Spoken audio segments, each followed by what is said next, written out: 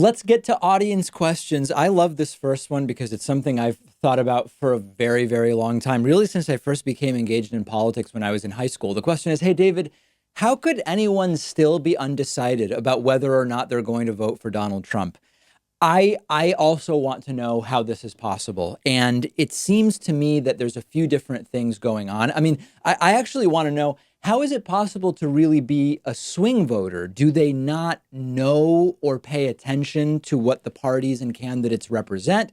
Are they voting based on personalities or physical appearance or something else? It has never really made sense to me. And I think that there's a couple of different things going on. First of all, a lot of these swing voters are uninformed. And I'm not saying this as a pejorative. We've analyzed, in fact, a lot of interviews with voters who, one was with a group of women who said, I voted Obama in 2012, and then I voted Trump in 2016.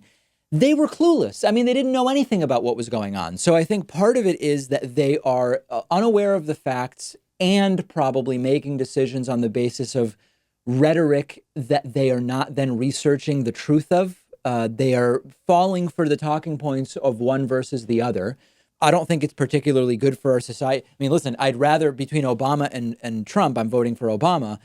As a society, I don't know that we're better off for people falling for either candidates or either party's talking points in terms of what it means about critical thinking and the ability to analyze assertions for yourself. But there's that element first and foremost, people who just don't really know what's going on. There's another thing, though, that I think needs to be mentioned when we talk about the undecideds and the swing voters and the independents, which is there is a sort of psychological pleasure that some people get by being the enlightened centrist. And you see that there are actually some media people who have YouTube channels or whatever based on the idea that they are independent and they are centrists and they will sometimes vote for Republicans and sometimes vote for Democrats. Is it possible that someone's ideology might sometimes point to voting for a Republican and other times point to voting for a Democrat? Absolutely. It's more common in very local races. It's much less common, for example, at the Senate level. I'm sure we can find examples where you have, a Democrat that's conservative on issues you disagree with them on, and a Republican who is more liberal, for example, on issues where you agree. So you might vote for the Republican. These are very rare cases. So I've met a lot of people who get some kind of satisfaction from sort of feeling as though they are above the peons who are on the left or on the right, Democrats or Republicans. But I actually think it's often they who are the ignorant ones because they seem to they seem to interpret centrism as being more discerning and more fact-based when it comes to deciding who to vote for, when in reality they're missing that the differences between Republicans and Democrats, left and right, the differences are so obvious that to be the enlightened centrist is the furthest thing from enlightened that you could possibly be.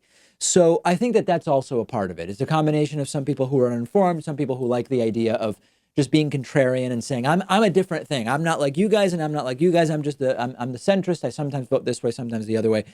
Everyone that I've personally talked to, and this is merely anecdotal, when you ask them about their politics actually make it very clear. You should always be voting for a Democrat, or you should always have been voting for a Republican. You just don't seem to realize it for yourself.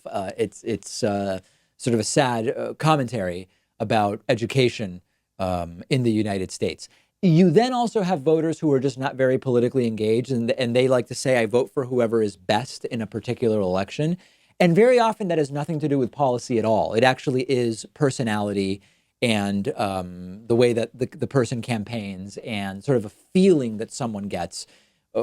Judge that as you will in terms of whether that's a good thing or not a good thing. But yeah, I also don't really understand. I mean, listen, if someone is unsure whether they are voting for a Democrat or Trump, I want to hear from you. Even the furthest right Democrat, which I guess would be, who's furthest right? I mean, is it like Biden of the people that are still in it? Biden followed by Buttigieg, I guess, of the people that are still in the running are the furthest right.